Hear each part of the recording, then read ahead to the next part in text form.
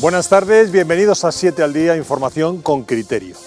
Una leyenda urbana atribuye a Groucho Marx la frase «estos son mis principios y si no le gustan, tengo otros», fórmula que describe al político que acomoda su discurso para decir lo que el público quiere oír. Pues bien, teniendo en cuenta que la frase original apareció en Nueva Zelanda en 1879 para ser posteriormente atribuida a Groucho, tras su muerte, no sería de extrañar que en un futuro no muy lejano se le atribuya esa misma frase a Pedro Sánchez, porque la pregunta que hoy se hacen muchos españoles, incluidos los votantes de izquierda, es ¿hasta qué punto está dispuesto el presidente a renunciar a sus principios tras escucharle justificar la actuación de la policía marroquí que ha costado en torno a 30 muertos, para después concluir que la culpa recae en las mafias?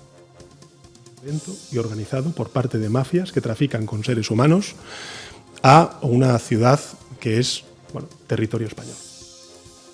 Algún mal pensado podría pensar que en su desesperación tras las elecciones de Andalucía el presidente le está robando electores a Vox, que lleva años precisamente denunciando el problema de las mafias del tráfico de inmigrantes ilegales.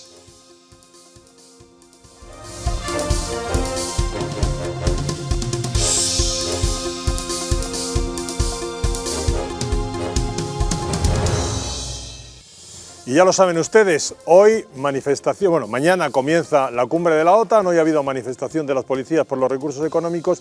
Queremos saber si hay preocupación entre las fuerzas de seguridad por lo que pueda ocurrir con manifestaciones de grupos de ultraizquierda. Laura Rivas. Buenos días, Antonio. Pues sí, nos reconocen desde estas organizaciones policiales que hay preocupación por la posible participación encubierta de organizaciones antisistema violentas durante la cumbre de la OTAN, que recordemos tendrá lugar entre el 28 y el 30 de junio. Hoy, como dice, se manifiestan estas organizaciones policiales, pero va a haber manifestaciones durante toda la semana. De hecho, la más multitudinaria, la más importante, será el próximo 30 de junio. Precisamente aprovechando que se celebra aquí en Madrid la cumbre de la OTAN, nos dicen queremos internacionalizar nuestra lucha. En unos minutos se lo contamos. Y ayer, fracaso o casi de los manifestantes anti-OTAN, se reunieron muchos menos de lo que se esperaba en Madrid en una manifestación encabezada, se lo van a creer ustedes, por un viceministro, un secretario de Estado del Gobierno, Enrique Santiago. Rocío Hernández. España acogerá esta semana la cumbre de la OTAN. Durante todo el fin de semana ha habido protestas y manifestaciones en contra de la propia OTAN, pero de hecho una de ellas ha sido liderada por el secretario de Estado para la Agenda 2030, Enrique Santiago, miembro del Gobierno. Por tanto, nosotros hoy hemos salido a la calle para preguntar a los ciudadanos qué le parecen estas contradicciones, que el Gobierno de Pedro Sánchez esté presumiendo de traer la cumbre de la OTAN a España y que por otra parte miembros, como decimos, de su propio Gobierno, Enrique Santiago, están liderando marchas en contra. Enseguida os lo contamos. Luego le preguntaremos a Álvaro Peñas si cree que Enrique Santiago puede acabar de secretario general de la OTAN. Pero, mientras tanto, nos vamos a centrar en Melilla para saber si la tranquilidad vuelve a la valla. Sara Oche, muy buenas. Muy buenas, pues sí, en Melilla actualmente ya se respira un aire más estable después del último salto a la valla, que recordemos que han sido 2.000 los que intentaron y 140 los que lo han logrado. Ayer mismo ya veíamos también que lo habían intentado por la ciudad de Ceuta sin conseguirlo. Aquí políticos y guardias civiles recuerdan y recalcan que las imágenes que estamos viendo pertenecen al otro lado de la frontera. Los inmigrantes que se encuentran aquí están en el CETI y bien. Recordemos por un momento lo que ocurrió. Lucía Abajo. Buenos días. Hemos vivido un fin de semana en el que ha habido 2 intentos de salto a la valla de Melilla y más de 30 muertos. Las palabras del presidente del Gobierno, Pedro Sánchez, ante la tragedia chocan con la imagen de su partido. Muchos de sus socios han considerado horrible que el presidente ejecutivo elogie a la policía marroquí. Enseguida les contamos más detalles. Y desgraciadamente nos tenemos que seguir ocupando de incidentes violentos en Cataluña, en esta ocasión en la localidad de Premià de Mar. Sergi Espósito. Pues sí, un incidente que ocurrió el viernes por la tarde a plena luz del día, donde hubo una pelea en donde se implicaron más de 20 personas y también hubo un apuñalado. El agresor, al parecer, fue detenido por la policía, pero los vecinos nos aseguran que esto no es la primera vez que ocurre y que precisamente esta persona que apuñaló ya ha estado metida en otros conflictos. En breves momentos os ampliaremos más detalles de esta noticia.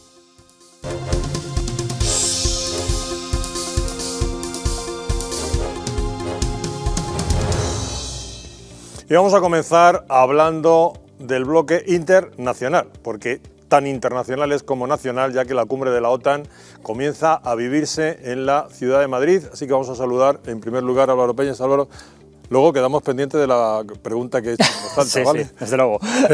Y recordaremos a Javier Solana.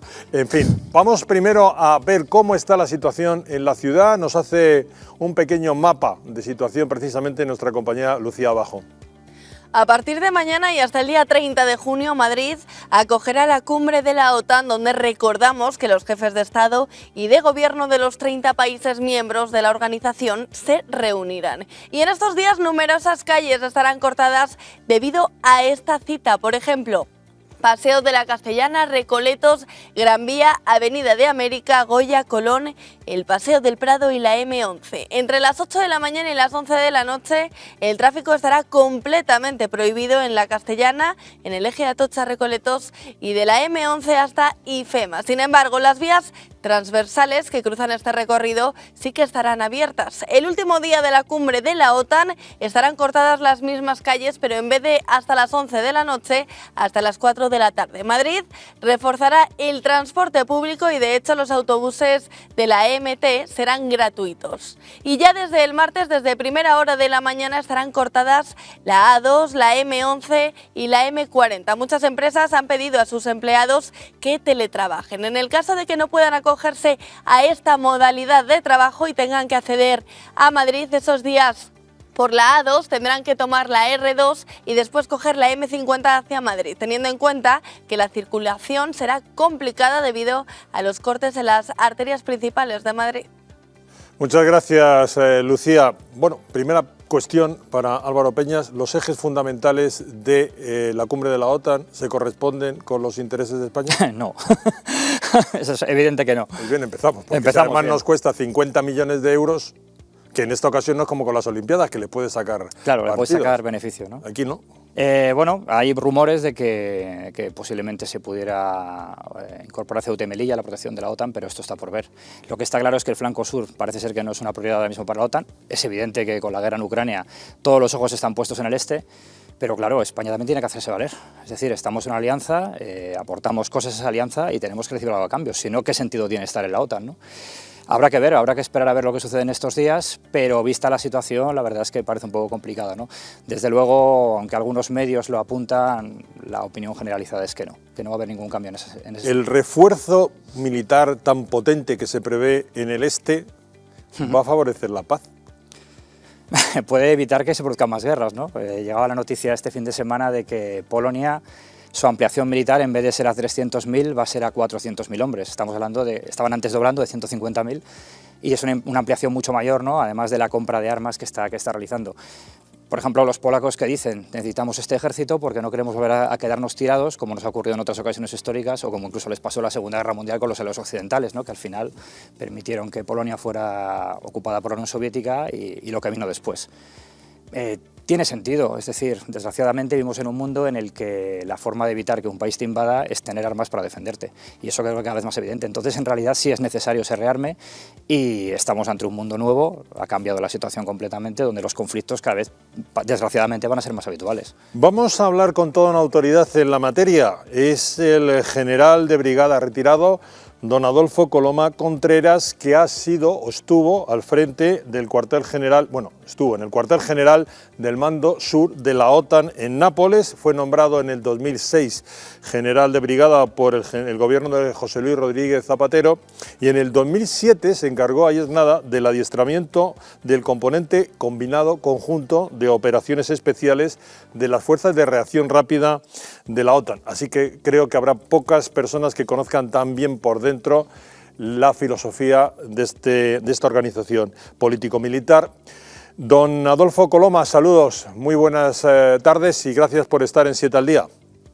Encantado, buenos días, por aportar mi pequeña contribución o punto de vista a su debate. Por supuesto que sí. La primera cuestión, que yo creo que es en definitiva la que más nos interesa, hoy nos hemos despachado con que había en la prensa nacional opiniones contrapuestas. Unos decían que se iba a apostar por una mayor regularización de Ceuta y Melilla en el interior de la OTAN, y otros decían que Biden lo había prácticamente descartado porque en este momento no consideraba prioritario el flanco sur. En su opinión, en este momento, ¿cuál puede ser de estas dos opciones la más realista para los próximos días? Bueno, yo entiendo que la delegación española, el gobierno en su conjunto, tiene que plantear esta cuestión por el interés estratégico evidente que a nosotros nos ocupa. Cierto es que lo que más nos preocupa del flanco sur a nosotros son las ciudades de Ceuta y Melilla, que, como bien es sabido, no están específicamente recogidas dentro del Tratado del Atlántico Norte, de su artículo 5, puesto que forman parte del continente africano. Pero sí que se puede constituir una excepción, como ya ha pasado en épocas pasadas, cuando España se adherió a la OTAN, lo hizo como un conjunto de todo el territorio nacional. Y así se recogió. Era un momento en que la OTAN tenía interés en que España perteneciese. Y mire, una irregularidad, llamémoslo así, estratégica, como es el archipiélago canario, que sí que está recogido dentro del Tratado del Atlántico Norte, pero está separado de lo que es la masa continental de España. Y entonces pertenecía a lo que era el mando del Atlántico. España negoció en su momento, ¿no?, para que todo el territorio nacional, tanto las Canarias como la península y, por supuesto, Baleares, estuvieran dentro constituyesen un único elemento físico, y dependiendo todo del mando de Europa. Es decir, para que, en pocas palabras, para que se me entienda, un barco o que pudiera venir de Norfolk, de los Estados Unidos, a las Canarias, tenía que pedirle permiso al comandante en jefe del mando de Europa, de la Europa continental, para entrar en las Canarias, puesto que Canarias estaba unida al territorio peninsular.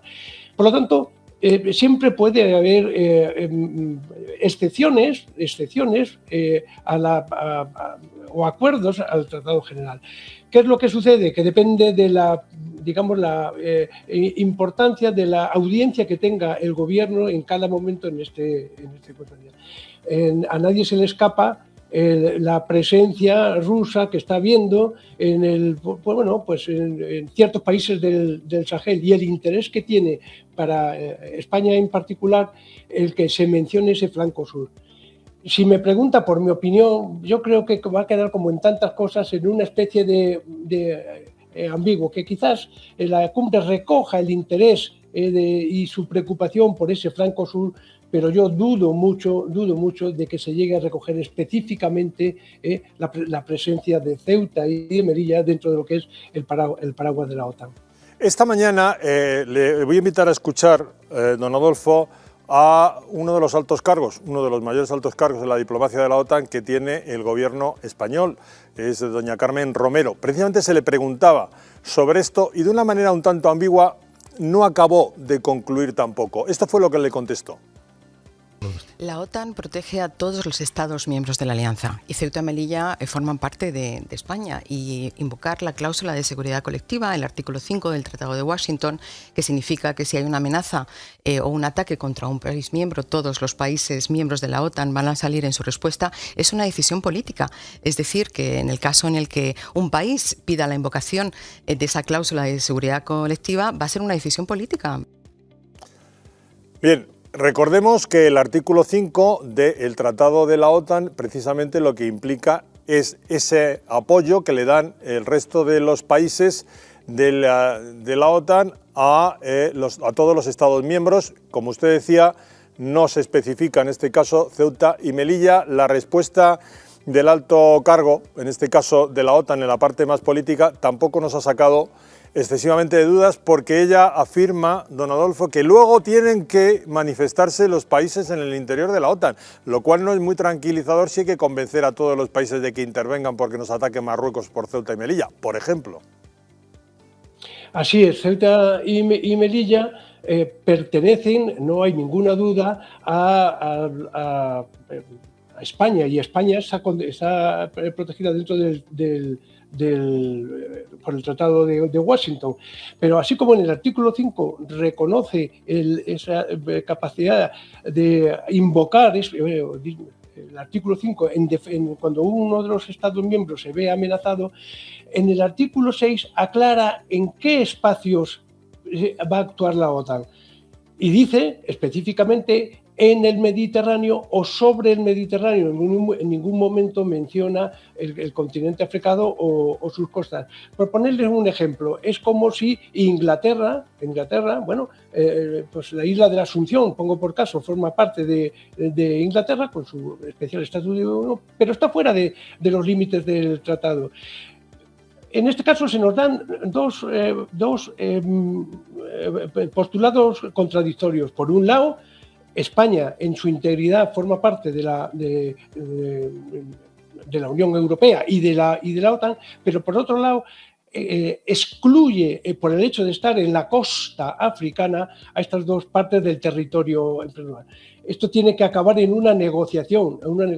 Lo que ustedes me preocupan y lo que nos preocupan a nosotros, y yo creo que a una gran parte de los españoles, es si por el hecho de celebrarse esta cumbre de la OTAN en Madrid, por el hecho de ser el 40 aniversario de la adhesión de España y, en fin, con la posición de fuerza que puede hacer nuestro gobierno, una posición política, por tanto, estamos en condiciones de, no diría de exigir, sino de negociar y hasta conseguir que de una vez por todas esas dos ciudades, Ceuta y Melilla, queden bajo el paraguas. Porque fíjese, se da una contradicción.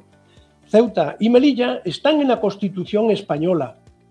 Sin embargo, las Islas Chafarinas, el Peñón de Vélez, el Peñón de Vélez al fin y al cabo está unido al territorio, actualmente al territorio africano, pero la isla de Alucema no, y sí que estarían protegidas de facto por el Tratado de Washington. Sin embargo, no aparecen estos territorios españoles, no aparecen en la Constitución. Bueno, como tampoco aparecería la isla del Perejil.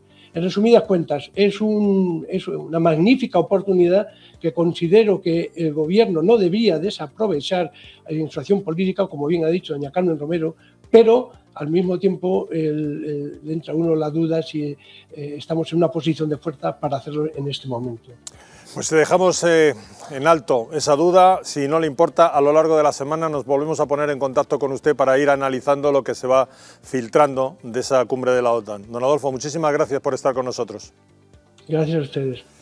Álvaro, desde el punto de vista político, bueno, más allá de lo que ha dicho el general, de si estamos en posición, ¿a esa posición tambaleante ayuda que haya una parte del gobierno claramente opuesta a lo que está a la cumbre de la OTAN y a lo que significa la OTAN? Evidentemente no. De todos modos, hay un caso y una excepción, que fue el caso de Argelia, que Francia sí consiguió que Argelia estuviera cubierta por la OTAN, que está en territorio lógicamente africano, pero claro... Eran franceses. Es que eran franceses. ¿Qué cosas tienes? Es el tema, y además, claro, evidentemente el gobierno francés en aquel momento no estaría a la mitad del gobierno manifestándose diciendo que la OTAN eran muy malos, ¿no? Pero claro, evidentemente lo que pasa es que, bueno, tenemos el gobierno que tenemos y nuestra debilidad cada vez es mayor, ¿no? Recordemos, mientras vamos viendo algunas imágenes, que ayer se celebró una manifestación contra la OTAN, con bastante menos público del que ellos se pensaban, pero aún así tuvo más repercusión mediática que otra de la que hablaremos más tarde. Sí, que otra que tuvo muchísima mayor asistencia. Por la vida, ¿no? Pero bueno, sigamos en el análisis que nos estabas haciendo precisamente de esta participación de parte del gobierno en estas manifestaciones. Claro, evidentemente eso no puede ayudar. Y sobre todo la fiabilidad. Recordamos también el caso fue con Borrell en este caso, también cuando se estropeó la entrega de MiG-29 a Ucrania por culpa de una indiscreción por su parte, y evidentemente si tú en tu gobierno tienes a gente que está en contra de lo que está haciendo la OTAN, no te puedes fiar de ellos, como es lógico. Es decir, es una situación bastante absurda. Pero bueno, es a lo que nos tiene acostumbrados este gobierno y desgraciadamente pues hasta que no haya un cambio seguiremos así. Vamos a recordar, si te parece Álvaro, lo que sucedió ayer en esa manifestación contra la OTAN que decimos tuvo un fiasco en cuanto a el número de participantes en la misma. a escasas 1.500 personas, ha transcurrido desde Atocha y Plaza España con varias pancartas militares y ha terminado con la lectura de un manifiesto unitario. Evidentemente se entiende mal la contradicción de estar dentro del gobierno y estar exigiendo al gobierno que, no solo que salga de la OTAN, sino estar en contra de esta cumbre que se está celebrando en Madrid. Y así lo hizo saber ayer Cuca Gamarra del Partido Popular. Hoy un miembro del Gobierno ha dicho que sería raro que él no acudiera a una manifestación contra la OTAN. Y perdonadme, pero se ha quedado tan pancho. Que haya una parte del Gobierno que se manifiesta contra la otra parte del Gobierno. Sin duda alguna, esto no pasa en ninguna parte del mundo. Y lo que tendría que hacer todos aquellos que dicen que esto es lo normal es que si tan claro tienen que manifestarse contra la OTAN, lo primero que tienen que hacer es ser valientes y abandonar el gobierno. Vamos a saber si eso mismo se piensa en algunas de nuestras calles, porque nuestra compañera Rocío Hernández ha ido precisamente a preguntar sobre esta contradicción entre que un viceministro, un secretario de Estado como Enrique Santiago, esté en las calles clamando contra la cumbre, pero por otro lado el gobierno, estén dentro del gobierno apoyando la cumbre de la OTAN en Madrid. España acogerá durante esta semana la cumbre de la OTAN, pero este fin de semana ha habido una manifestación, una marcha en contra de la OTAN respaldada por Podemos, pero atención porque esta marcha también ha sido respaldada y liderada por el comunista Enrique Santiago, secretario de Estado de la Agenda 2030 del propio gobierno. Por tanto, nosotros hoy hemos salido a la calle para preguntar a los ciudadanos qué les parece que dentro del propio gobierno haya estas contradicciones, porque el presidente, Pedro Sánchez, el presidente del gobierno, está presumiendo de traer la cumbre de la OTAN a Madrid y, sin embargo, miembros, como decimos, de su propio gobierno, su secretario de Estado, su viceministro, está liderando marchas en contra de la OTAN. Esto es lo que nos han dicho los ciudadanos. Escuchen. No tiene sentido, que lo normal es que estén de acuerdo, por lo menos en las cosas importantes. Que esta es una más de las N contradicciones a que nos tiene acostumbrados este gobierno desde que tomó posesión. Porque no es normal, ¿no?, que un gobierno que organiza y ampara una cumbre tan importante como la de la OTAN, pues dentro de su propia estructura pues tenga personas que discrepan muy abiertamente. Me parece que tenían que tener un consenso en cuanto a todo esto. Bueno, este es el gobierno que ha elegido Sánchez. Como todo lo que promueve este es por protagonismo, o sea que no creo que le interese mucho ni la OTAN ni nada. Esas discrepancias no tienen sentido. Si están en el gobierno, lo que tienen que hacer es estar a favor de las medidas que toma el gobierno y además las medidas que estamos todos los españoles de acuerdo. Estos de Podemos no saben lo que tienen entre manos. Un gobierno no puede tener dos cabezas y pensar de dos maneras distintas. O piensas de una manera o no piensas de ninguna. Bueno, y ahora viene la pregunta que yo te hacía antes. Teniendo en cuenta que Javier Solana fue uno de los principales detractores de la OTAN y acabó de secretario general de la misma con los bombardeos sobre Belgrado y en los Balcanes, ¿tú crees que Enrique Santiago opta al puesto de secretario general de la OTAN para quitárselo a Pedro Sánchez? Ahora lo tiene más fácil, porque ahora, por ejemplo, podría acceder antes como comisario de Igualdad, que es algo también, o de diversidad, ¿no?, o LGBT, porque es algo que la OTAN también... 2030. Efectivamente, está muy relacionado con la 2030, o sea que en realidad sí que podría, yo creo que sí podría tener papeletas. De todos modos, hablabas de la contradicción, es una contradicción permanente, estamos hablando de una manifestación por la paz y hay más banderas comunistas que en Pekín, ¿no? O sea, es una cosa increíble. Entonces, el régimen que más personas ha matado, que más guerras ha declarado y que me digas, no, vengo por la paz y vengo con un negocio, un martillo, pues realmente es surrealista también, ¿no? Es bastante surrealista. Sí, bastante. Suelen olvidar con facilidad los 100 millones de muertos. Sí. Álvaro, pues muchísimas gracias por haber estado con nosotros. Estaremos estos días analizando un poco lo que ocurre en esa cumbre de la OTAN, que recordemos nos cuesta 50 millones, y no es por recordarlo, es que es un gasto que tal y como está el país, pues la verdad, así están las cosas. Vamos a recordar algo de lo que dijo Pedro Sánchez, de lo que hablaremos a la vuelta de publicidad. Este es un gobierno molesto para determinados intereses económicos, que tienen sus terminales mediáticas y tienen también sus terminales políticas. Pero bueno, creo que eso es algo que está a pie de calle y que cualquier persona que lo analice con un mínimo de objetividad lo podrá ver. Este no es un gobierno cómodo, es un gobierno muy incómodo para determinados poderes económicos que tienen sus terminales.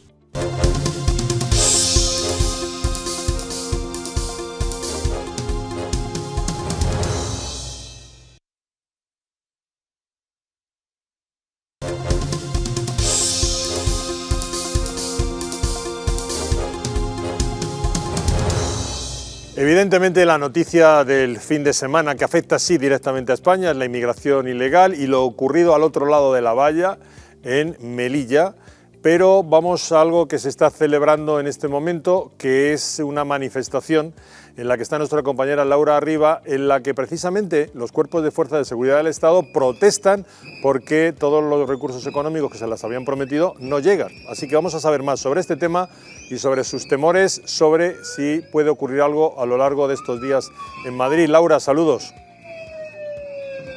¿Qué tal, Antonio? Buenos días. Y efectivamente, aquí estamos en esta concentración policial. Estamos precisamente con el secretario general, con Aarón Rivero. Buenos días. Buenos días. ¿Por qué os concentráis hoy? Porque además va a haber concentraciones durante toda la semana cuando se va a celebrar la cumbre de la OTAN. Efectivamente, estamos hoy aquí específicamente concentrados para reivindicar las malas condiciones laborales que tienen los policías que se van a hacer cargo de la seguridad dentro de la cumbre de la OTAN, los compañeros de las unidades de intervención policial, porque en pleno siglo XXI no tienen unas condiciones laborales dignas y acordes a los tiempos que tenemos, porque no tienen una conciliación de la vida familiar y laboral, porque no tienen una jornada laboral digna. Y queremos que lo que pretendemos es que la Dirección General de la Policía y el Ministerio del Interior se siente con nosotros a negociar unas condiciones laborales óptimas para ellos. ¿Cómo están esas relaciones con el Ministerio del Interior? ¿Cómo son esas negociaciones? ¿En qué estado están? Pues mira, las negociaciones con el Ministro del Interior son prácticamente nulas. En 3 años que llevamos en el Consejo de Policía, Jupol, como sindicato mayoritario, solo nos hemos reunido una vez el año pasado y desde ese momento hasta hoy no hemos tenido contestación de ninguna de las reivindicaciones que le presentamos. Por esto y por otros tantos motivos, otra serie de no contestaciones que nos dan en el Consejo de Policía, hemos presentado un conflicto colectivo en el Consejo de la Policía, precisamente pues para obligar al Ministro de Interior y al Director General de la Policía a que se sienten a negociar con sus policías. Aarón, a partir de mañana se empieza a celebrar la OTAN aquí en Madrid, la cumbre de la OTAN. ¿Hay preocupación por parte de la policía por la posible participación de organizaciones violentas? Efectivamente, hemos tenido conocimiento por redes sociales que la coordinadora antifascista ha hecho un llamamiento en redes sociales, tanto nacional como internacionalmente, para que acudan todos los antisistemas de todos los países de Centro Europa, España y tal. Y creemos que puede ser un momento crítico la presencia de esas personas en las diferentes manifestaciones en España. Pues muchísimas gracias, Aarón. Vamos a seguir por aquí porque, como dice, hay preocupación, nos lo confirman con respecto a esta cumbre de la OTAN, pero vamos a continuar porque hoy hay reivindicaciones por la equiparación salarial, por las condiciones. Buenos días. Hola, buenos días. No sé si os habéis fijado, seguro que sí, que van muchos de ellos con el pelo pintado de amarillo, con la barba. Explícanos por qué.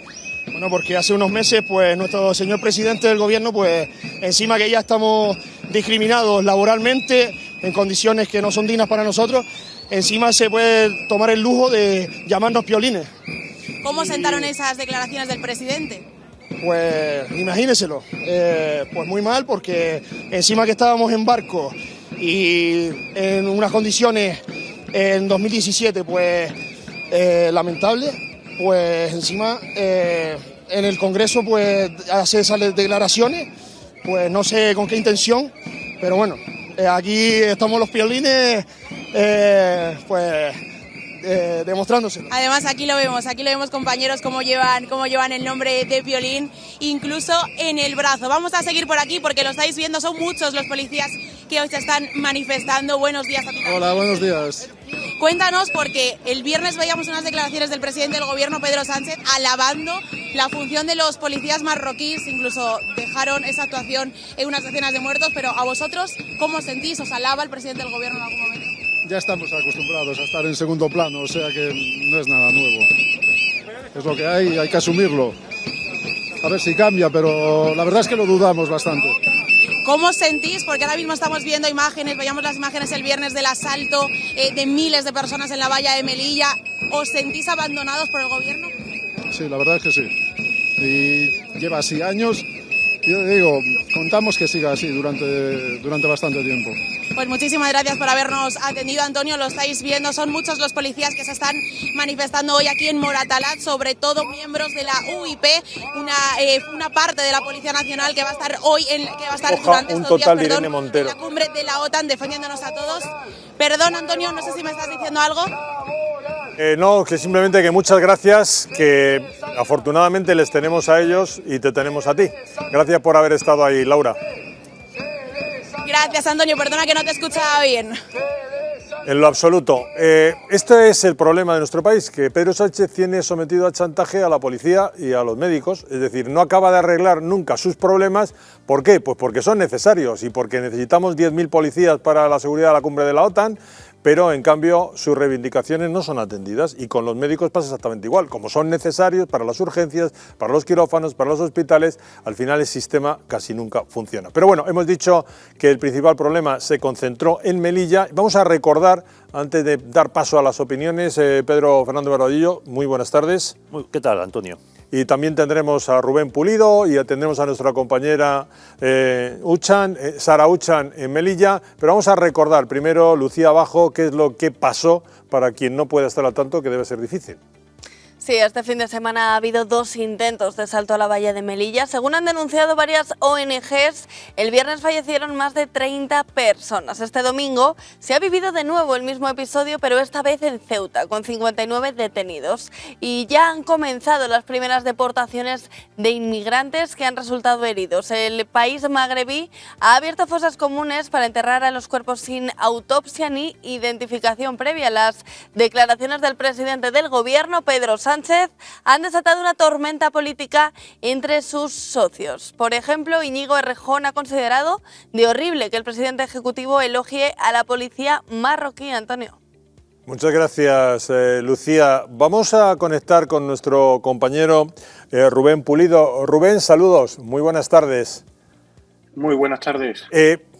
¿Tiene mucho que ver lo que está pasando entre España y Argelia? ¿Es cierto que Argelia ha decidido jugar las mismas cartas, abrir fronteras para que todo lo que viene de Centroáfrica suba hacia Marruecos de paso hacia España?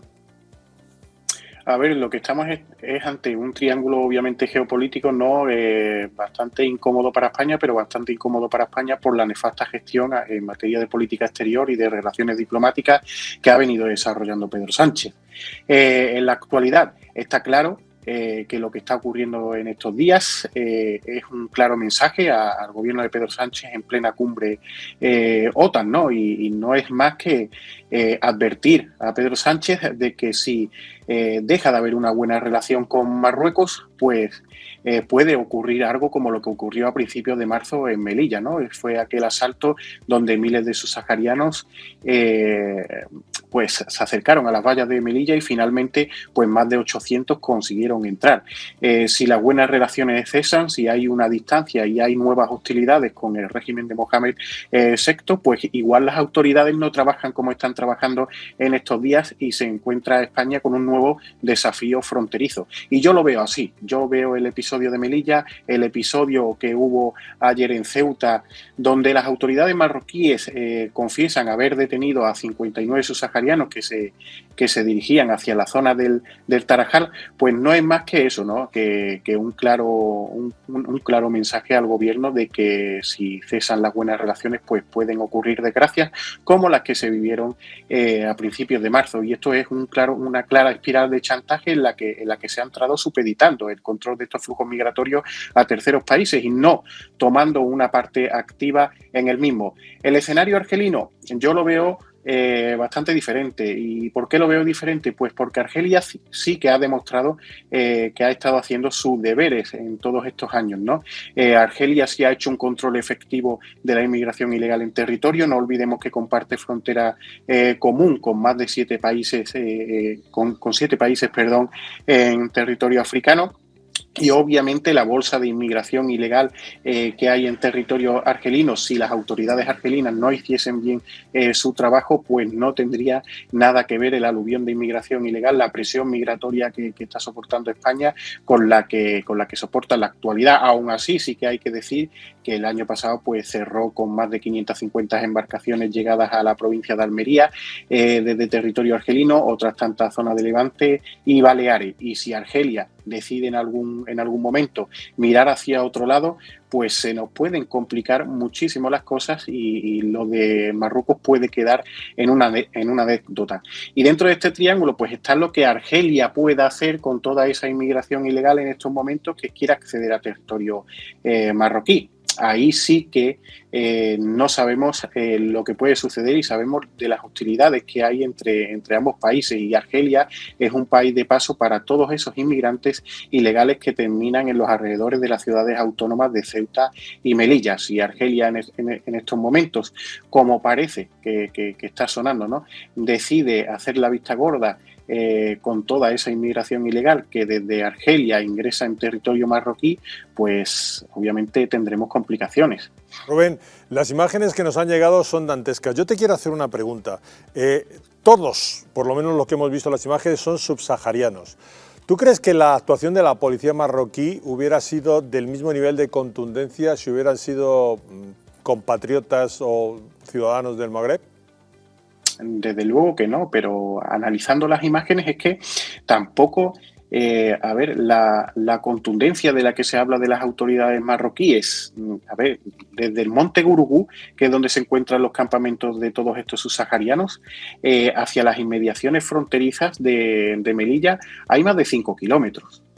Una masa de 2.000 subsaharianos avanzando monte abajo, que se ve perfectamente cómo avanzan, ¿no?, durante 5 kilómetros, y las actuaciones se producen en el paso fronterizo. Yo creo que de alguna forma las autoridades marroquíes han permitido ese avance, y una vez se encontraban en inmediaciones fronterizas, pues han cargado contra esa inmigración ilegal. Con esto quiero decir que la actuación, ¿no?, está rodeada de cierta teatralización, porque hemos visto, cuando ocurrió lo que ocurrió en marzo, se han visto imágenes de cómo se ve perfectamente cuando más de 2.000 personas están bajando desde el Gurugú hacia las vallas fronterizas de Melilla. Obviamente el comportamiento contra nacionales, contra marroquíes, no hubiese sido el mismo. Ya lo vimos, ¿no?, en el episodio de Ceuta el año pasado, ¿no? Las autoridades marroquíes eran las primeras que facilitaban la entrada en territorio nacional, en territorio español, de toda esa inmigración ilegal procedente de Marruecos y de origen en su mayoría marroquí. La actuación no tuvo absolutamente nada que ver. Muchísimas gracias, Rubén, por el apunte, por el análisis. Nada, un placer siempre. Probablemente una de las cosas que más ha sorprendido ha sido esta declaración del presidente del gobierno. Y en segundo lugar, también reconocer el trabajo que ha hecho, en este caso, el gobierno marroquí, en coordinación con las fuerzas y cuerpos de seguridad del Estado de España, para tratar de frenar un asalto violento, y que precisamente lo que hace es, pues poner en cuestión nada más y nada menos que nuestra propia integridad territorial. Porque, insisto, ha sido un asalto violento, bien organizado, bien perpetrado, y en este caso yo creo que bien resuelto por parte de los dos cuerpos de seguridad, tanto en España como en Marruecos. Y por tanto quiero agradecer también el trabajo del gobierno marroquí. Pedro, ¿tú crees que de verdad, dicho te ha sorprendido estas manifestaciones tan laudatorias de Pedro Sánchez al gobierno marroquí después de lo que ha ocurrido? Quizás un poquito más de prudencia o distanciamiento, ¿no?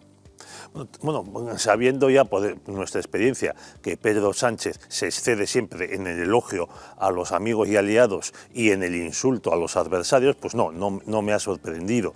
A mí lo que me sorprende es que tanta organización de izquierdas que apoya este gobierno llamado de progreso, pues esté aplaudiendo a este presidente, que a su vez anima, jalea a que la policía marroquí pues apalee y hasta dispare a inmigrantes y a migrantes pues a las puertas de nuestras ciudades del norte de África.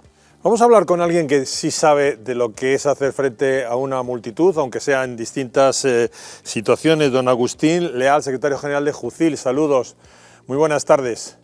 Gracias, buenas tardes. ¿Usted cree que el presidente acaba de enterarse de que quienes suelen intentar asaltar la valla suelen hacerlo de manera violenta, con objetos violentos, y que no paran en nada para intentar entrar en España? Bueno, desde luego que no. El presidente está más que informado que la actitud de esta gente que intenta acceder de manera ilegal a nuestras fronteras es siempre, yo no diría violenta, diría como una violencia inusitada, ¿no? Vienen provistos de garcios, hay casos de compañeros, lo hemos denunciado en el salto en marzo pasado a Melilla, que a algún compañero de la agrupación rural de seguridad le han arrancado el protector de cuello del chaleco antitrauma con un garcio. Si no hubiera tenido este protector lo hubiesen degollado. Les arrojan heces, ácido, cal viva, piedras, palos a los guardias civiles. O sea, esta gente sabe que empleando la violencia, si pisan territorio español, se quedan y les tramitan la solicitud de asilo, que esto les permite circular libremente ya por la Unión Europea, aunque no la tengan concedida. O sea, el presidente está haciendo pues puro teatro. Querría verlo yo si esta desgracia de tantas víctimas que se producen en el lado marroquí se hubiera producido en el lado español, ¿no? Pues cómo nos hubiera puesto a los guardias civiles. Es puro teatro lo que está haciendo el presidente Sánchez. Recordar que algunos compañeros de la Guardia Civil han vivido con la pena de señalamiento por los ahogados a los que encima intentaron salvar cuando la anterior invasión por parte de Marruecos. Pero yo le quería preguntar, por eso mismo, señor Leal, es decir, ¿qué hubiera pasado si con más benevolencia, cerca de esos 2.000, vamos a poner la mitad, con esos objetos violentos, hubieran intentado asaltar la valla teniendo en cuenta las condiciones en las que están trabajando de número, de calidad y de cantidad sus compañeros en la valla? Bueno, pues hubiera habido un resultado muy lamentable y muy peligroso para algunos de nuestros compañeros. Os recuerdo que en el primer momento del salto, cuando llegan de los 2.000, llegan unos 500 a la valla, que sobrepasan a los agentes marroquíes, solo hay 16 compañeros de la agrupación rural de seguridad en ese punto de la valla y 2 patrullas de seguridad ciudadana. O sea, los hubieran arrasado. Y esta gente sabe que empleando esa violencia, atacando a los guardias civiles, pueden llegar a conseguir pasar. Y es lo que hacen. Hubiéramos lamentado a lo mejor heridas graves o la pérdida de alguno de nuestros compañeros. Llevamos denunciando esto, ya no sabemos las veces que lo hemos hecho, desde la invasión de Ceuta de 10.000 individuos, la inacción por parte tanto de nuestro ministerio como el impulso que tuvo por parte de las autoridades marroquíes esa invasión de Ceuta, que fue programada, incentivada y coordinada por las autoridades marroquíes. Sí, el viernes la Gendarmería marroquí se ha interpuesto, ha intentado hacer su trabajo. Hay víctimas, pero bueno, yo desconozco los protocolos de la Gendarmería marroquí. Lo que pasa que también hay que verse ante una avalancha de 2.000 personas violentas que te van a pasar por encima. Pues si no tienes la preparación y los medios adecuados, ¿cómo puedes llegar a reaccionar en un momento? Don Agustín Leal, muchísimas gracias por haber estado con nosotros, por el análisis de lo que está ocurriendo en las fronteras españolas. Gracias, buenas tardes. A ustedes, hasta luego, buenas tardes. Pedro, 16. Había 16. Si llegan a llegar, bueno, llegaron 500 y aún así, evidentemente ha habido guardias civiles heridos, no tantos como en el otro lado de la frontera, pero como realmente decía el señor Leal, tiene que ser difícil ver llegar a 2.000 personas con todo tipo de objetos punzantes, sierras y demás y quedarse impertérrito. Pues sí, pero esto se lleva sabiendo, como decía nuestro invitado, desde hace meses, si no años, y el Ministerio del Interior, que dirige el juez Marlaska, no hace nada, no desplaza más unidades o no les pone medios técnicos para ser capaces de repeler estos ataques. Y este tipo de gente tan violenta que pone en peligro la vida de nuestros policías para entrar en España y luego en Europa, son luego lo que algunos llaman los nuevos europeos y los que dicen que vienen a pagarnos las pensiones. Pues sí. No deja de ser patético. Estamos arreglados porque las pensiones se pagarían con altas cotizaciones que suelen llegar de la mano de gente muy preparada, porque el resto, evidentemente, pasa lo que pasa. Vamos a ver qué es lo que pasa precisamente en Melilla. Si nuestra compañera Sara Uchen ha detectado malestar o no entre los miembros encargados de la seguridad de la valla o entre la población por lo que ocurrió este fin de semana. Sara, saludos, muy buenas tardes. Buenas tardes, pues así es, mucho enfado por todas las imágenes que hemos estado viendo, sobre todo la Guardia Civil recalca y recuerda que esas imágenes en primer lugar no pertenecen a la ciudad de Melilla, aunque el salto se haya producido por el vallado fronterizo, las imágenes tan impactantes que vemos son al otro lado, ellos están bien, los inmigrantes que se encuentran aquí están en el CETI estables. También recuerdan que ha sido un salto muy agresivo en el que se han utilizado pues utensilios y herramientas para asaltar el vallado fronterizo. Es una situación lamentable la que hemos visto al otro lado, pero también la Guardia Civil critica la situación que ellos se han enfrentado aquí en Melilla. Recordemos que casi medio centenar de guardias civiles han sido heridos aquí durante este último salto a la valla de Melilla. Sara, en este momento hay situación absoluta de tranquilidad en la ciudad o se espera que después de la contundencia y de que esa especie de vaciamiento del Monte Gurugú se tarde en volver a haber un nuevo intento? En estos momentos, según nos llegan de fuentes que están al otro lado de la frontera, todos los campamentos que están en Marruecos han sido arrasados. La policía marroquí y los mehanis se han encargado de vaciar todos los campamentos cercanos a la ciudad, tanto de Melilla como de Ceuta. El último salto, el de ayer, fue un intento también, que recordemos que también era de medio centenar de inmigrantes, pero no lo han conseguido. Y es que tenían que saltar porque la mejanía, los policías marroquíes están actuando de una forma contundente para acabar con todos los campamentos que están cercanos a las ciudades de Ceuta y Melilla. Aquí en Melilla pues se respira cierta tranquilidad, ya los que han saltado están en el CETI, como decíamos, eso sí, reprochan algunos miembros de partidos políticos como tanto de Vox como del Partido Popular, reprochan a Pedro Sánchez las declaraciones al apoyo al gobierno de Marruecos, porque dicen que ha sido un salto agresivo, pero tampoco justifica los decenas de muertos que ha habido al otro lado de la valla. Se esperan manifestaciones, no sabemos si esto repercutirá de alguna manera u otra.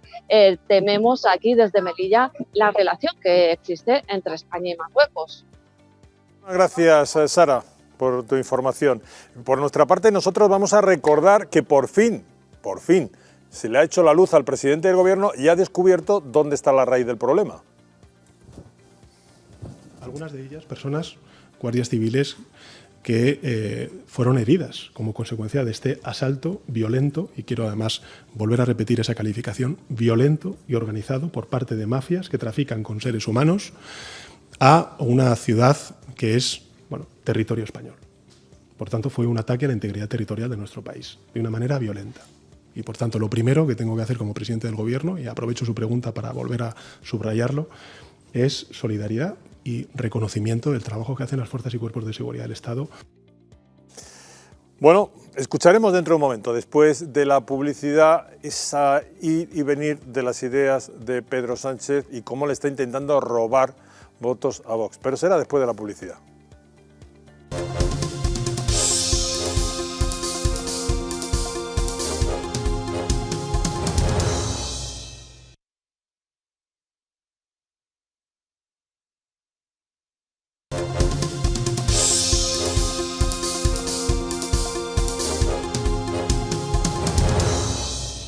¿Recuerdan ustedes cuando el Open Arms llegó a España y el presidente del gobierno acudió para recibirles y era realmente brazos abiertos para la inmigración? Ahora resulta que ha cambiado de opinión por lo que le hemos oído. Pero echemos un vistazo al pasado, lo que declaraba el presidente poco después de la llegada del Open Arms y la inmigración, sobre la inmigración. Ustedes dicen, la política del gobierno genera un efecto llamada. Falso. Ahí están los datos. La inmigración irregular se ha reducido en un 50,5% en lo que llevamos de año, actualizados los datos al 15 de diciembre. Y, por cierto, vamos a seguir aumentando, y ese es nuestro compromiso, la ayuda oficial al desarrollo. Pues sigue aumentando la ayuda y al mismo tiempo siguen viniendo nuevas oleadas de inmigración ilegal. Y, por cierto, lo decíamos al principio, este punto, el de la inmigración ilegal, el de las mafias ilegales que controlan la inmigración, es un punto del programa de Vox. Y les quiero felicitar porque van llegando con algún retraso a las mismas conclusiones que nosotros llevamos defendiendo hace años. Ha habido también algún otro miembro de esta casa, algún peninsular, que ha cambiado de postura de manera vehemente en los últimos meses. Nos alegramos de que la gente vaya evolucionando. Yo creo que a lo largo de los próximos 3 años, si van a evolucionar un poco sus ideas, llegarán hacia el 2024, donde estaba Vox en el 2014, con 10 años de retraso. Podemos no, ustedes no se preocupen. Ustedes siguen en 1917, revolución bolchevique, ustedes llevan 104 años de retraso. Ahí no hay ningún riesgo de evolución. No hay ningún riesgo de evolución. Vamos a hablar con don Abuy Enfubea, periodista, director del Huru Africa Televisión. Es profundo conocedor de la realidad africana y queríamos preguntarle sobre lo que se barrunta puede ocurrir en los próximos meses con el tema de la inmigración subsahariana hacia Argelia y Marruecos. Señor Enfubea, Perdone, pero nos resulta un poco difícil el apellido, pero lo que queremos saber es, en su condición de analista, ¿cuál es su opinión respecto al futuro de esta inmigración subsahariana? Bueno, lo has pronunciado muy bien, o sea, no te preocupes. Quería, en primer lugar, antes de contestarte, decir que si es posible, hablemos de negros, porque eso de subsahariano es como los charnegos y los maquetos en el País Vasco y Cataluña, que son personas, no son maquetos ni son charnegos, y si hablamos de negros mucho mejor, porque realmente es lo que queremos decir cuando hablamos de subsaharianos. Dicho esto, yo creo que si Pedro Sánchez trata de competir con Vox en el voto, yo creo que se ha equivocado. Pedro Sánchez, yo creo que ayer sus hijas, cuando llegó a su casa, le dijeron: pero papá, ¿qué tonterías dices? ¿Cómo puedes decir que es bueno matar negros? Yo creo que tenía que estar, yo creo que él tiene que hacer una autocrítica, porque si estas declaraciones las hiciera el PP o Vox, pues estaría la calle pues llena de manifestantes, todo el mundo enfadado y demás, pero creo que él ha sido un desacierto muy grande la manifestación de quien es el jefe del gobierno de España y de un jefe de gobierno europeo. Pero también hay una lógica en la actuación de Pedro Sánchez, que no lo justifico, en el sentido de que las tertulias le pedían sangre, pedían que Marruecos hiciera los deberes, que Marruecos se comportara como un portero de discoteca y que hiciera... Y Marruecos ha actuado, y entonces Marruecos ha hecho los deberes, matando a 46 o 23, van por ahí las cifras que yo tengo. Esta mañana hablé con un compañero de Fox News que está allí en la zona y que me decía que son más de 40 los muertos. Entonces, cuando Marruecos hace los deberes que se le exige, que se han estado exigiendo a Marruecos que haga los deberes, significa que viole los derechos humanos y que de alguna forma lo haga de la forma en que lo ha hecho, ¿no? Yo creo que la cuestión de la soberanía de España es una cuestión indiscutible. Nadie puede discutir el derecho que el Estado español y que España tiene para defender sus fronteras. Lo que pasa que, claro, estamos ante una cumbre de la OTAN donde Marruecos quiere mandar un mensaje a la OTAN: soy el más malo de los malos posibles, soy vuestro hijo de puta, pero soy vuestro hijo de puta, como decía Kissinger, mejor dicho, y yo soy el que puedo hacer ese trabajo por vosotros. Y una sola cuestión, cuando se habla de inmigración, que se ha hablado bastante bien por parte de mis analistas que me han precedido y que lo han hecho bastante bien, pero la mayoría, el 80% de la inmigración irregular en España entra por el norte de España, el norte de Europa entra por el norte de España, no entra por el sur. Además, los ucranianos, que yo sepa, son inmigrantes, y además esos también vienen de guerras. Bueno, en fin, hay como una visión un poco idílica. Yo creo que tú lo has comentado cuando has puesto estas declaraciones de Sánchez con el Open Air, y todas las circunstancias políticas han cambiado, y ahora Pedro Sánchez, después de perder las elecciones en Andalucía, pues quiere de alguna forma comportarse de otra forma y pretender que puede de alguna forma competir con la derecha en el voto, y eso siempre sale mal. En Francia salió mal, en Italia salió mal, eso siempre sale mal porque la gente prefiere la copia que el original. Yo creo que la esencia de tu pregunta, que era en torno a cómo va a cambiar el tema del flujo migratorio, es muy fácil. España tiene que dejar de apoyar dictaduras como la de Guinea Ecuatorial, que lleva 50 años, que es el único país de África que habla español, cuya dictadura lleva 50 años, donde su mejor amigo es el emérito, donde esas cosas tienen que dejar de existirse. O sea, Francia tiene que dejar de prohibir que los senegaleses puedan pescar en su país. Los senegaleses no pueden pescar en Francia porque las empresas francesas de la pesca se han quedado en ello. Recordemos a los televidentes que España es el primer productor de aguacates. ¿Qué significa eso? Que Costa de Marfil, que lo hizo hace 20 años, o sea, una situación para que la gente deje de venir. Es la única forma de que eso suceda, porque si no vamos a encontrarnos desde hace mucho tiempo con esta situación, y siempre la policía que hace su trabajo es la que aparece siempre como los malos de la película, porque la opinión pública, en este caso, agradezco a este medio, no explican a la población española la realidad de lo que ocurre más allá del estrecho. No le dicen que, por ejemplo, las mayores empresas de armas que venden en África para hacer esas guerras son nuestras. No les dicen que, por ejemplo, que la moneda de 15 países africanos es el franco CFA, que Francia devalúa cuando quiere y que es una moneda que no tiene ningún poder porque Francia sigue manteniendo su patio trasero, y cuando cualquier gobierno trate de mejorar las condiciones de su país, de su pueblo, para que no emigren, Francia lo mata.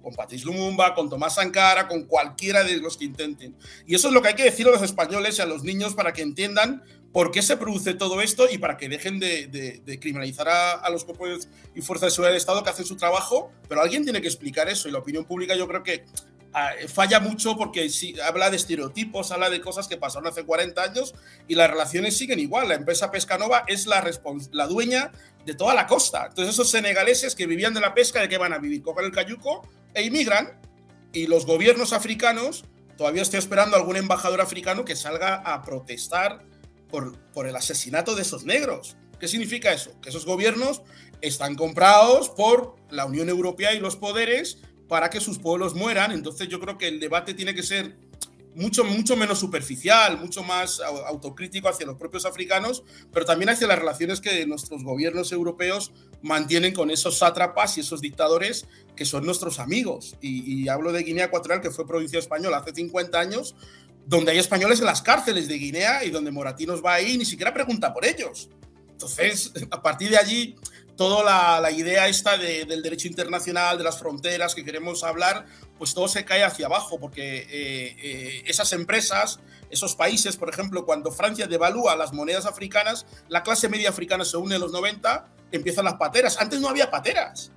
Antes, si hay alguna persona allí, los que hemos estudiado con la EGB y los que hemos visto desde Arias Navarro hasta Aznar, no había pateras. Las pateras empiezan cuando, en el acuerdo que hace el gobierno español con el señor Chirac para el fin de ETA, incluyen que Francia se quede con una zona económica y monetaria, y Francia decide que para hacer los deberes y para llegar al euro, que España sí había hecho con Aznar, devaluar a la clase africana y destruir toda esa clase media que sí existía en África en los 80, había una clase económica y sobre todo también promover que los yihadistas vayan por ahí haciendo de las suyas en Nigeria y demás, sin una defensa clara de esas poblaciones que durante muchos siglos han sido cristianas, se han vinculado a la cultura occidental, y resulta que ahora los que eran enemigos de Occidente, los que eran los comunistas, los ucranianos son los buenos porque son blancos.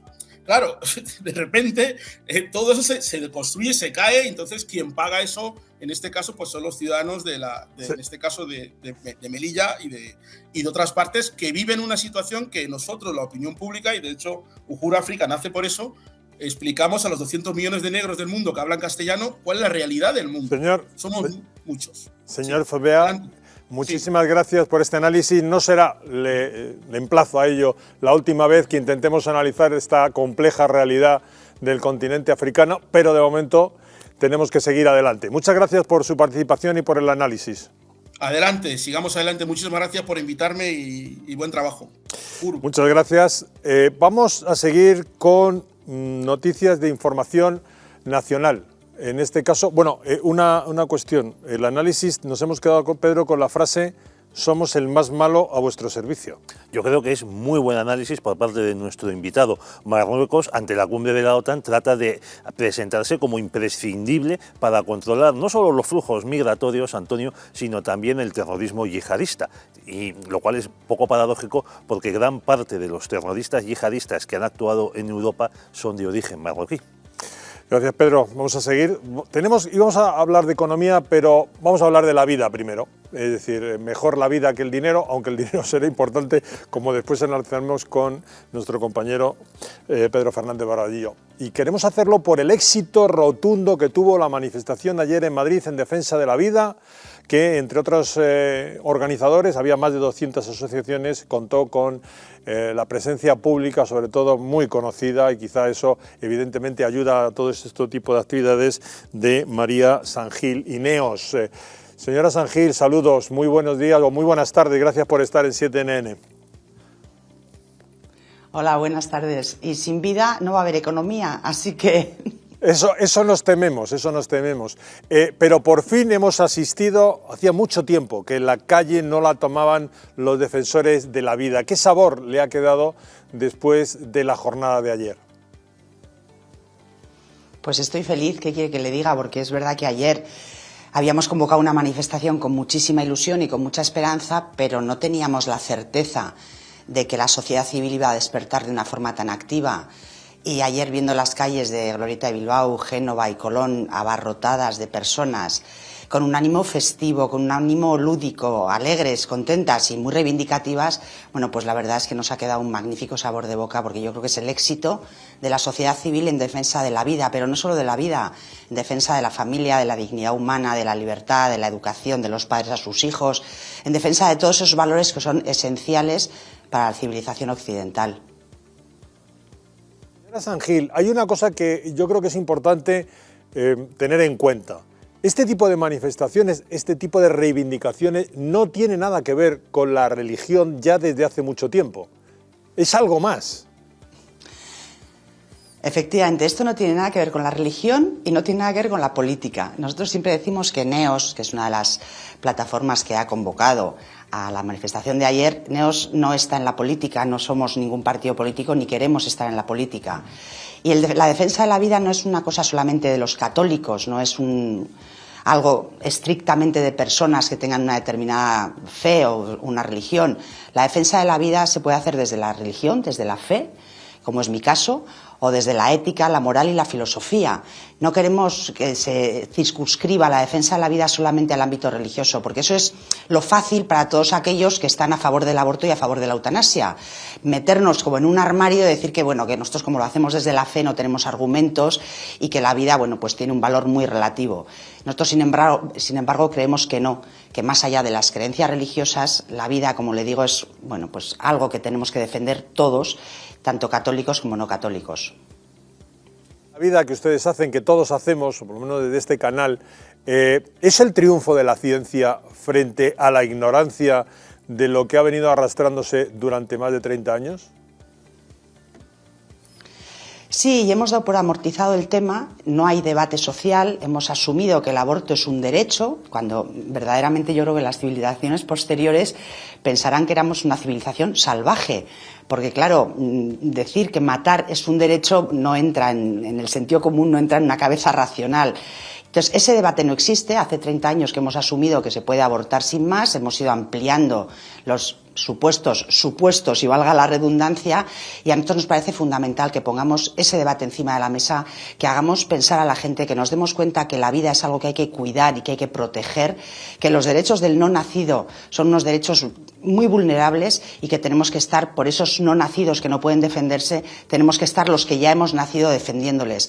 Hay mujeres que viven circunstancias difíciles, dramáticas, circunstancias muy difíciles, pero lo que tiene que hacer la sociedad es amparar a esas mujeres, cuidarlas, mimarlas, protegerlas y darles salidas para que no se vean obligadas a cometer lo que en el fondo es un asesinato, porque es traumático, es psicológicamente muy duro acabar con una vida humana. Entonces creemos que lo que tiene que hacer una sociedad que se precie es proteger y cuidar la vida y ayudar a todas esas madres a que no tengan que verse abocadas a infringir ese sufrimiento al nasciturus, que es el no nacido. Quiero dejar de lado un momento este tema, lo hemos comentado. Yo no sé si le voy a poner en un aprieto con la siguiente pregunta o con la siguiente cuestión. Si es así, pues usted me lo dice, tal cual. Pero una persona de su sensibilidad, quiero compartir esta última hora que nos ha llegado. Dice, un juez de Oviedo concede el cambio de sexo a un niño de 8 años porque considera que tiene la suficiente madurez. ¿A dónde vamos, señora Sangil? A lo mejor el que no tiene la madurez suficiente es el juez de Oviedo, o el juez de Oviedo no tiene hijos. Es decir, yo creo que todo esto, para quienes tenemos hijos, me parece una tropelía y una insensatez.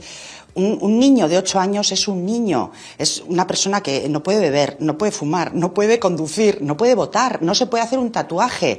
Y le vamos a dejar que se cambie de sexo sin tener la capacidad racional y la madurez suficiente.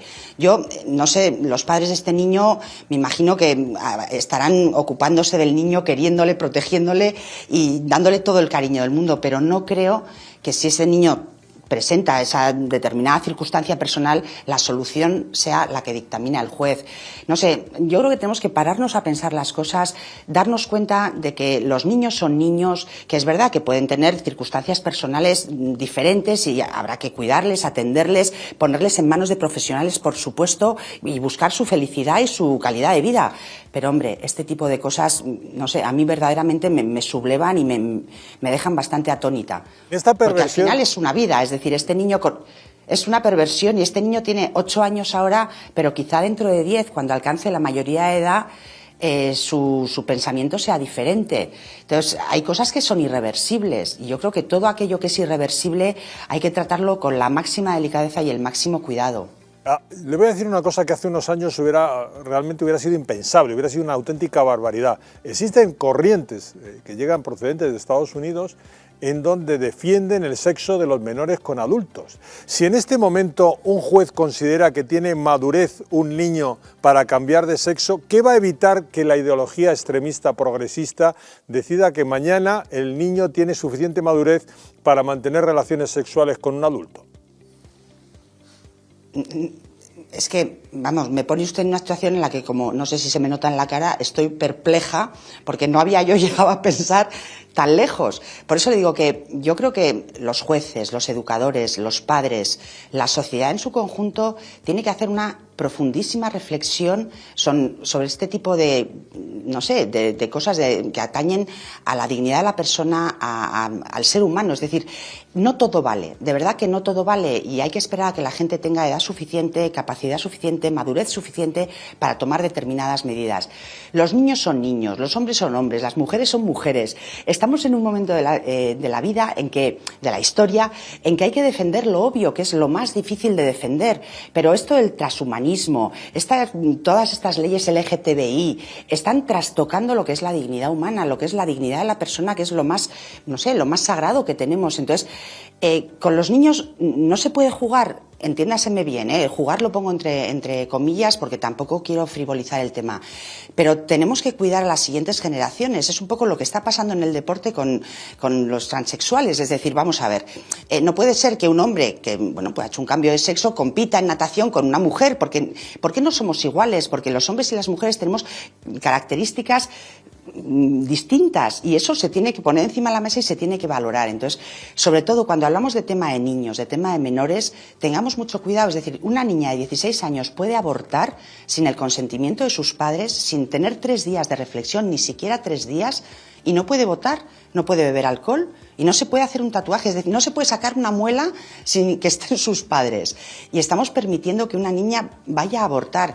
No sé, yo creo que tenemos que cuidar más y que proteger mucho más a nuestros jóvenes, que darles argumentos, que darles todo el apoyo del mundo y protegerles para que lleguen a una edad adulta teniendo la sensatez y el sentido común necesario.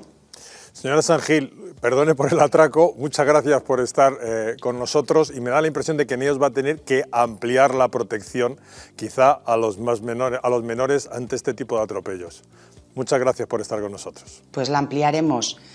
Porque NEOS tiene muy claro que vamos a seguir siendo muy activos en la defensa de esto que en global es la dignidad de la persona.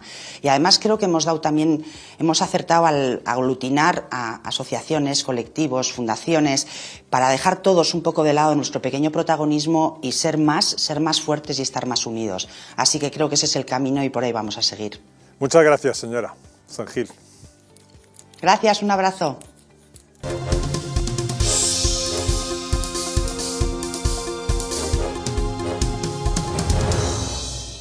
Nos vamos a ir hasta Cataluña, hasta Premià de Mar. Ya hemos estado haciendo esperar a nuestro compañero Sergi Espósito, pero supongo que entenderá que íbamos dando entrada uno tras otro a los invitados del programa. Sergi, vuelve a ser noticia en Cataluña la violencia que se está sufriendo y a medida que entra el verano me da la impresión de que esto va a más. En este caso estás en Premià de Mar, donde hubo unos incidentes muy graves este fin de semana.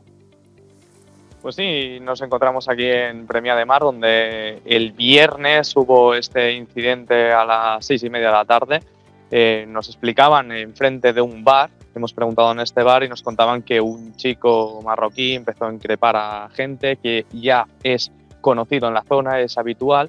Y entonces apenas unos minutos después es cuando empezó esta pelea campal de más de 20 personas.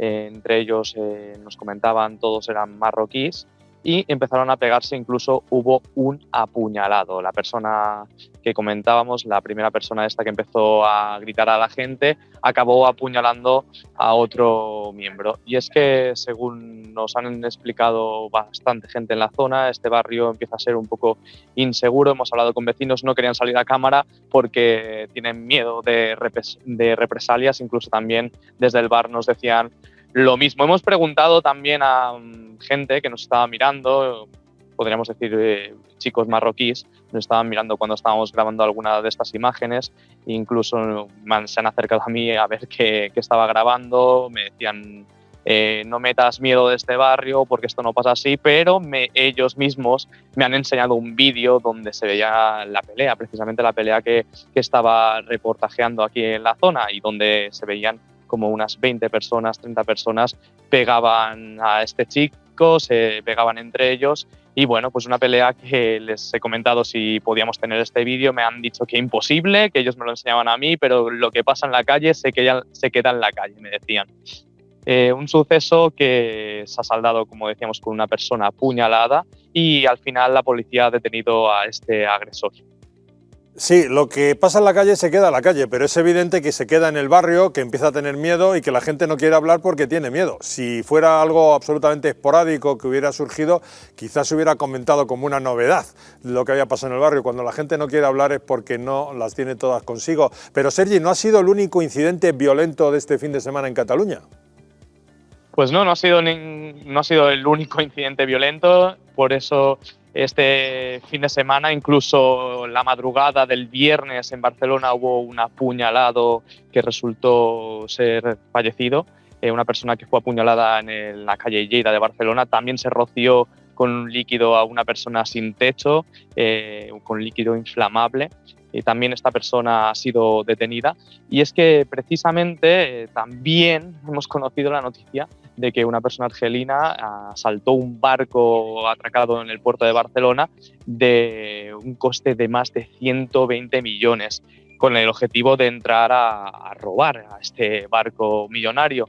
Y se cazó a este ladrón y fue detenido. Varios sucesos que han pasado este fin de semana, desde el viernes hasta el día de hoy. Muchas gracias, Sergi, por la información. Le diremos a Lili de Stringe, que tanto critica a Madrid, que se dé una vuelta por las calles de Barcelona contigo para que detecte cómo está la situación por allí y luego compare. Gracias por estar con nosotros, Sergi. Gracias.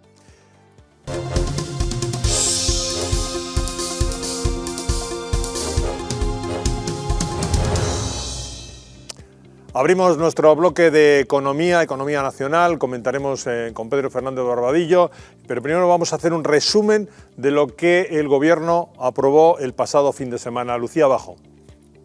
Ya han entrado en vigor las medidas anticrisis que fueron aprobadas por el Gobierno. Los de Sánchez han destinado 9.000 millones de euros a un plan para hacer frente a la crisis y enfocado sobre todo a los más vulnerables. Atención, porque estas familias, las que ganen menos de 14.000 euros al año, podrán solicitar a partir del mes de julio un cheque de 200 euros. Aumenta además el ingreso mínimo vital y las pensiones no contributivas de jubilación e invalidez suben un 15%. La clase media, en cambio, tendrá que conformarse con la rebaja del 10 al 5% del IVA en la factura de la luz y con el descuento del 30% en el precio del abono transporte. Antonio.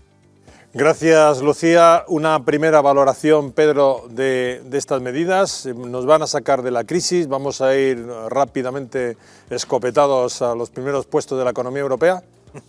Pues estas medidas van a estar en vigor hasta el 31 de diciembre. Vemos que la inflación que nos decían todos, no solo este gobierno, también lo decían en Estados Unidos, lo decía el Banco Central Europeo, que iba a ser la inflación temporal, no, ya será como algo que va a durar mucho tiempo, incluso que podría ser estructural. Hombre, quien cobre, pues por ejemplo, el cheque de 200 euros, pues es una ayuda que le va a venir muy bien.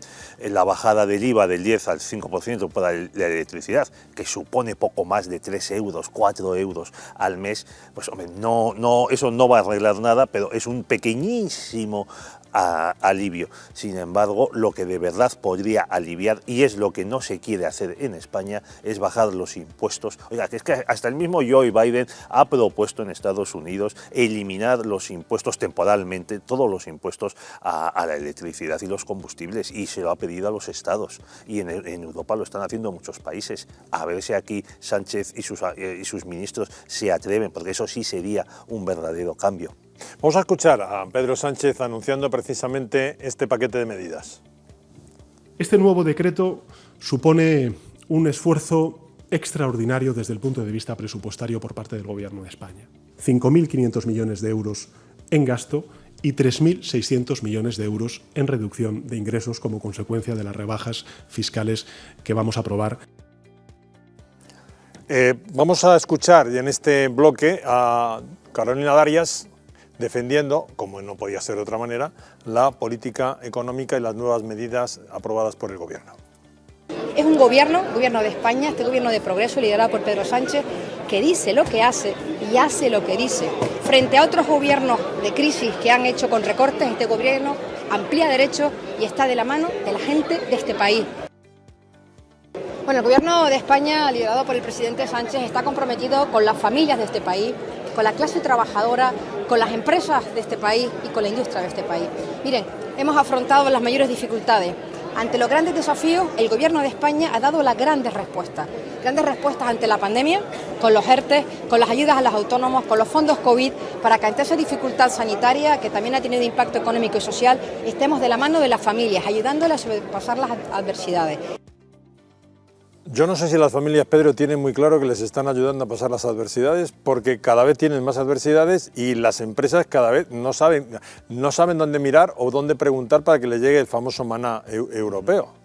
Pero mira, Sánchez decía que el Gobierno va a destinar 9.000 millones, que son de nuestros impuestos, y que menudo sacrificio. Bueno, de enero a abril, la sobrerecaudación de Hacienda en esos 4 meses respecto al año pasado ha sido de 14.000 millones. Es decir, dinero hay de sobra para este tipo de asuntos. ¿Por qué entonces no quieren hacer medidas de más calado, como decimos que es bajar los impuestos? Pues ellos sabrán. La verdad es que mira, uno de los requisitos que estamos aquí hablando, que es el cheque de 200 euros, claro, no incluye aquellos que ya perciben el ingreso mínimo vital. Si podemos ver los datos del ingreso mínimo vital, ahí la previsión era por parte del Gobierno era que llegase a 2.300.000 personas. Es que no lo están recibiendo menos de 1,5 millones de personas. Es que encima no hay capacidad de gestión. Ahora dicen que el cheque de 200 euros, también que podemos ver ahora en la pantalla, se va a poder solicitar entre julio y septiembre y demás. Bueno, vamos a ver de los que lo solicitan en julio, ¿cuándo lo empiezan a recibir? Porque lo mismo les sucede a muchísimas gasolineras que han tenido que anticipar estos descuentos de 20 céntimos. No están cobrando por parte del Gobierno, los está llegando con meses de retraso, hasta el punto de que muchas de ellas, que son propiedades pues, de una familia, de una persona, son una pyme que mantiene una familia, prefieren cerrar a seguir abiertas y seguir generándose un gasto. Lo mismo piensan los jóvenes, ¿para cuándo les van a dar el bono cultural? En fin, nos damos una noticia, por cierto, Podemos se oponía o quería más todavía que de lo que el Gobierno ha dado, y hablamos de Podemos porque la Audiencia Nacional ha dado vía libre al juez García Castellón para investigar a este partido por blanqueo. No sé si tengo muy claro, Miguel Ángel, si ha dado vía libre o le ha cerrado la vía, es decir, porque a lo largo de la mañana se han oído noticias contradictorias, así que nadie mejor que tú para saber qué es lo que definitivamente se ha decidido. ¿Qué tal, Antonio? Hola. Pues sí, quizá la noticia principal, Antonio, es que lo que ha ordenado la Sala Penal de la Audiencia Nacional al magistrado Manuel García Castellón, que era el instructor de la causa, es que archive la investigación por financiación ilegal de Podemos. Es verdad que existe la posibilidad de que García Castellón pues, pueda, digamos, hacer otra investigación por blanqueo de capitales, pero yo creo que aquí lo principal y lo más importante es que la Sala Penal de la Audiencia Nacional ha dado la razón a la Fiscalía. Por cierto, que la Fiscalía, desde que se inició esta causa, pues se ha dedicado a recurrir sistemáticamente pues todas las diligencias que había acordado el magistrado Manuel García Castellón, y una vez más, por lo que hace la Sala Penal es darle la razón a la Fiscalía, y al juez pues no le queda ya más remedio que dar carpetazo a este asunto que, recordamos, Antonio, se inició después de esas declaraciones en sede judicial del que fuera jefe de los servicios de inteligencia de Venezuela, Hugo El Pollo Carvajal.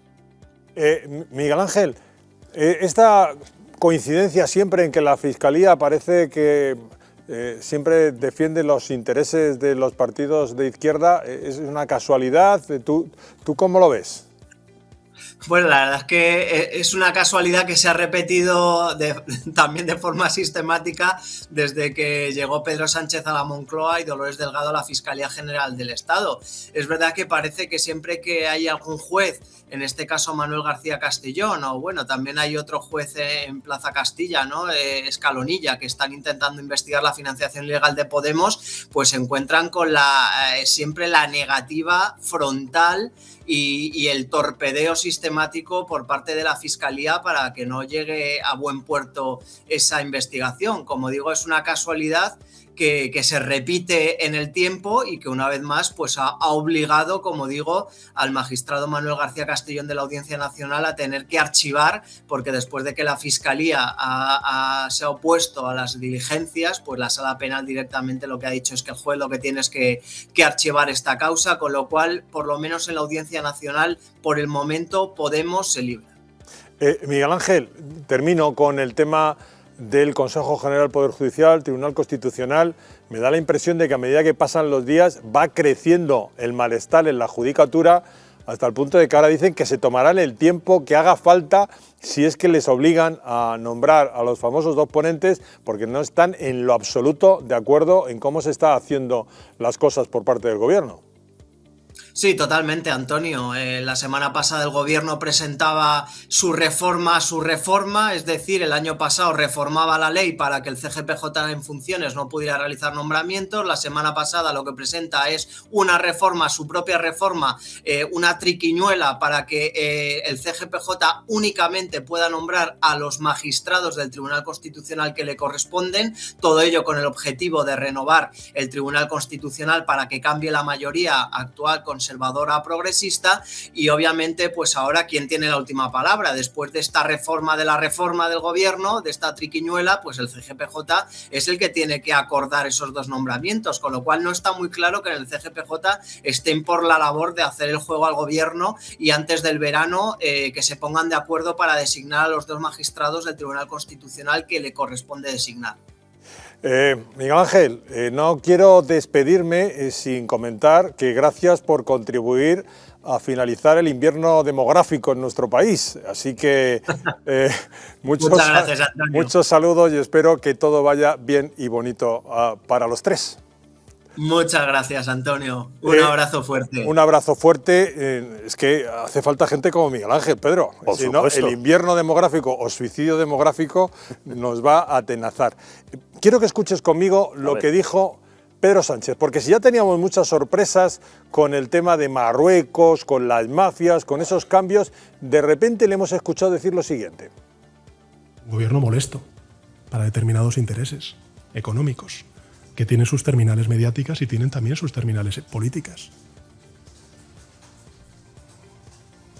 Pero bueno, creo que eso es algo que está a pie de calle, que cualquier persona que lo analice con un mínimo de objetividad lo podrá ver. Este no es un gobierno cómodo, es un gobierno muy incómodo para determinados poderes económicos que tienen sus terminales. Pero este es el comodín de Pedro Sánchez, porque cuando salió de la Secretaría General del Partido Socialista, yo ya sé que ustedes casi ni se acuerdan, pero entonces también fue culpa de que no le dejaban los poderes empresariales hacer la política que él quería. Estoy hablando de César Alierta y estoy hablando de otras personas que efectivamente bueno, pues han trabajado porque hubiera un gobierno conservador en nuestro país. Todo eso para que tú no pactases directamente con Podemos. No con Podemos, sino que no se entendiera la izquierda y que por tanto no pudiera... Que no se entendiera la izquierda. Que no se entendieran entre ellos. Y que no pudiera gobernar este país, ¿no? Como ven ustedes, la historia se repite. Pedro, los poderosos son muy malos y además siempre persiguen a Pedro Sánchez cuando le va mal, porque no ha tenido total años y BOE y IBEX como para refugiarse. Bueno, pero sí, a Sánchez y a sus aliados de Podemos los hemos visto mañana, tarde y noche en muchas televisiones y salían envueltos en algodones. Y si Pedro Sánchez dice que hay poderes económicos que tienen terminales mediáticas, oiga, esto es como lo de alguien ha matado a alguien, del chiste. Joder, que dé los nombres. que dé los nombres y que diga tal empresa o tal señor tiene a este medio de comunicación a su sueldo suyo, pues para decir esto. Vamos, lo de siempre, la culpa la tienen otros, pero nunca la tienen ellos. ¿Tú crees que puede estar preparándose una salida tipo...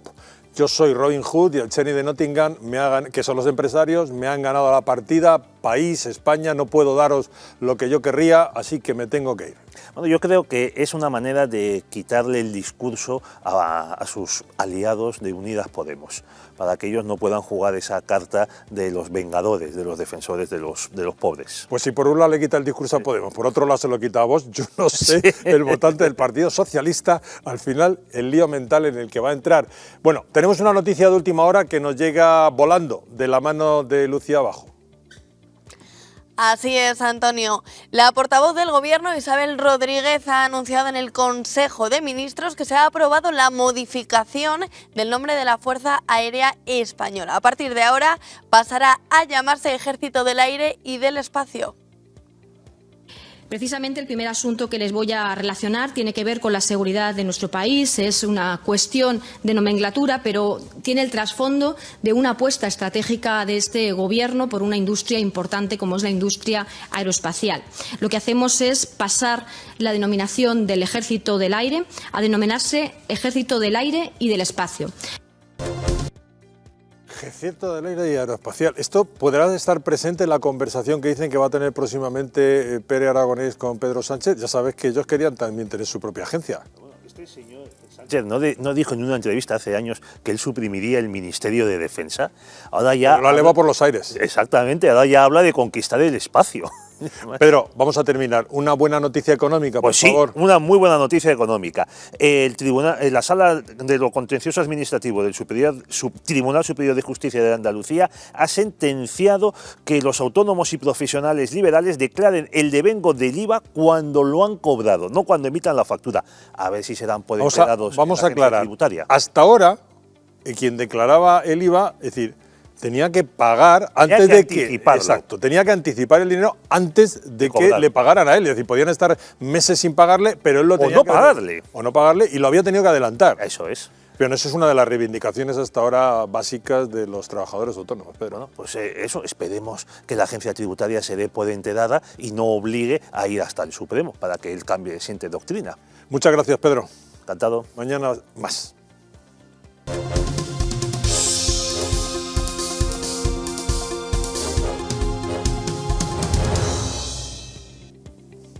Como decíamos, hemos adelantado porque María San Gil se tenía que marchar. Como decíamos, ayer tuvo lugar la manifestación convocada por más de 200 organizaciones en Madrid, en la que se dieron cita, pues realmente, bien, 100.000, 50.000, desde luego una barbaridad de personas. Había que ver las calles adyacentes a la Plaza de Colón completamente llenas. Y lo cierto es que fue todo un éxito el que consiguió NEOS y el resto de estas asociaciones que están impulsando un cambio en el debate ideológico. Un cambio, como veíamos antes a María San Gil, reforzado por la ciencia, que sabe mucho más de lo que en la década de los 70 sabía sobre el desarrollo del feto, desarrollo del embrión, del ser humano dentro de la madre. Así que nos quedamos con ese éxito, un éxito tremendo que además ha venido a coincidir con lo que en Estados Unidos es una auténtica revolución que corre el riesgo de separar ambas partes de Estados Unidos, las dos costas del centro. Pero antes sí vamos a escuchar lo que tenía que decir el único participante abiertamente político que estuvo ayer en la manifestación, que fue Santiago Abascal en representación de Vox. Bueno, Vox está en el sitio más importante para estar hoy, que es en defensa de la vida y en defensa de los más débiles, de aquellos que no tienen quien les defienda, frente a un gobierno que ha apostado por la cultura de la muerte en todas las etapas de la vida, en vez de dar información, asistencia, alternativas, cuidados paliativos. Este es un gobierno que apuesta siempre por la muerte y que no protege a los débiles. Yo creo que no hay una causa más justa que la de defender el derecho a la vida, porque sin ese derecho no hay otros derechos. Vamos ahora sí a contarles lo que está pasando en Estados Unidos, por lo menos resumirle, porque ha coincidido precisamente la decisión del Tribunal Supremo con la manifestación antiaborto. Y da la casualidad de que en Estados Unidos, ya saben aquellos ustedes, saber perder, pues realmente no parece que los demócratas y los más progresistas radicales estén sabiendo perder, ya que están haciendo escraches, amenazas de muerte a los jueces del Supremo, cierta violencia que cuando la hizo Trump en el Congreso o sus partidarios lo llamaron fascista, pero ellos están intentando violentar ciertas cámaras legislativas como la de Alabama. Vamos a ver cómo está dividido Estados Unidos en este momento en torno al aborto. Lucía Abajo. Sí, la sentencia del Tribunal Supremo, como decías, que fue conocida la semana pasada, derogó la legalización del aborto en Estados Unidos a nivel federal, que estaba vigente desde 1973 por otra sentencia muy polémica de la misma Corte. A partir de ahora son los estados quienes regulan el aborto. Más de la mitad de estos tienen preparadas leyes que lo restringen a casos mínimos como la salud de la madre o el primer latido del corazón. Los estados pro vida se concentran en el centro del país, más Texas y Florida. En cambio, los partidarios de mantener el aborto como legal en todos los casos están en las costas como California, Oregón o Nueva York. Gracias, Lucía. Recordemos que fue precisamente Donald Trump que una de las últimas promesas que hizo fue esta, la de quitar el derecho o tal, el aborto como derecho constitucional para que fueran los estados los que decidieran sobre la vida del no nacido. Trump, you're pro-life, but I want to ask you specifically, do you want the court, including the justices that you will name, to overturn Roe v. Wade, which includes, in fact, states a woman's right to abortion? Well, if that would happen, because I am pro-life and I will be appointing pro-life judges, I would think that that will go back to the individual states. If we put another 2 or perhaps 3 justices on, that's really what's going to be, that will happen. Nos vamos a hablar ahora con nuestro compañero Josué Cárdenas, que ha estado siguiendo la actualidad como siempre, como corresponsal político en el Congreso, y precisamente alguna referencia sobre esto se ha hecho en las cámaras. Josué, saludos, buenas tardes. Muy buenas, Antonio. Pues como cada lunes, los políticos tienen a bien comparecer ante la prensa y dar explicaciones acerca de las cuestiones que más han llamado la atención, o bien durante la semana pasada o durante el fin de semana. Por ejemplo, en Vox, Jorge Buxadé ha comparecido en la sede y ha dado un discurso muy férreo y muy de defensa de los principios y valores de este partido. ¿Con respecto a qué? Pues por ejemplo ese salto masivo en Melilla, donde ya muchos inmigrantes han perdido la vida y en el que ha dicho que ha sido culpa del efecto llamada de Pedro Sánchez. Cuando le hemos preguntado acerca de la cuestión de la OTAN, una organización a la que Vox defiende y que va a amparar en esta cumbre que vamos a vivir en Madrid, esto es lo que nos ha dicho, que lo que no quieren es la OTAN 2030. Las ONGs abortistas, globalistas, y las ONGs que animan al proceso inmigratorio violento y global. Eso es más el brazo armado del globalismo. Otra cosa es que, por supuesto, y ya he señalado cuál es lo que para nosotros debería ser ese concepto estratégico de la OTAN tiene que adaptarse a unas realidades militares, a unas necesidades operativas de sus Estados miembros y, por supuesto, rechazar la perspectiva de género en las operaciones militares. Y la OTAN 2030, eso hay que rechazarlo. Bueno, eso es lo que quiere rechazar Vox y precisamente el partido de Santiago Abascal hoy en el Congreso de los Diputados, donde pues se hacía un acto de recordar a las víctimas, pero sin especificar las víctimas del terrorismo, pero se metía en un cajón desastre a muchas víctimas sin en concreto homenajear, por ejemplo, a los más de 800 asesinados de la banda terrorista ETA. Bueno, pues Vox se ha negado a participar con Bildu en este acto de homenaje y ha hecho un minuto de silencio aparte. Vean las imágenes porque les van a sorprender.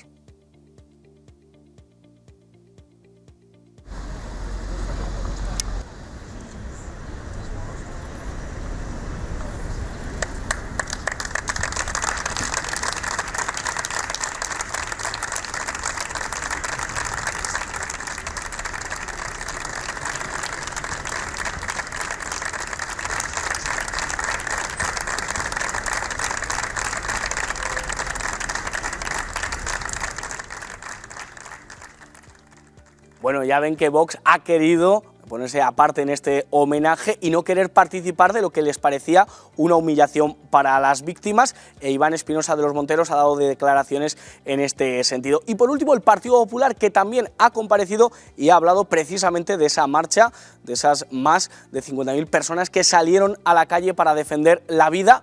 Bueno, pues aquiescencia total por parte del Partido Popular, ni una palabra acerca de la sentencia que en Estados Unidos se ha proferido en favor de la vida, y sobre la manifestación han dicho que libertad para los afiliados, pero de mojarse, nada de nada.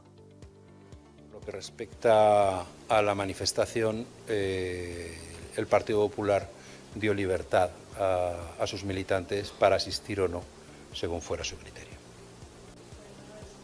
Sí. ¿Perdón? Sí, que mi compañera se le había preguntado también sobre el fallo del Tribunal Supremo en Estados Unidos. No voy a valorar el fallo. No va a valorar, vale, gracias. Josué, nos vamos hasta la mesa de última hora con Lucía abajo, porque hoy el Gobierno ha aprobado la ley trans. Así que inicia su camino legislativo. Lucía, cuando quieras. Sí, Antonio. Hoy en el Congreso, en el Consejo de Ministros, ha comparecido Irene Montero y ha anunciado que se ha aprobado, que el Gobierno ha aprobado la nueva ley trans, como ellos decían antes de verano. Por fin, y cumpliendo el compromiso que teníamos con las personas LGTBI, con el conjunto de la sociedad, llevamos en segunda vuelta la ley trans y de derechos LGTBI. Por tanto, la ley trans y LGTBI llega al Congreso antes del verano, como nos habíamos comprometido. Saben que el lema institucional que hemos elegido este año para celebrar el orgullo es orgullo de país, porque pensamos que el orgullo LGTBI hace de España un país mejor, un país más libre, un país más democrático, y también porque pensamos que todas, todos y todes podemos sentirnos muy orgullosos, orgullosas del país que somos. No sé si se sentirá muy orgullosa la ministra de que un juez de Oviedo, como les contábamos, ha dado permiso al cambio de sexo a un niño de 8 años por considerarle suficientemente maduro. ¿Realmente es esto a donde nos está llevando la ministra de Igualdad? Se lo vamos a contar siempre aquí en 7NN Información con Criterio. Muchas gracias y buenas tardes.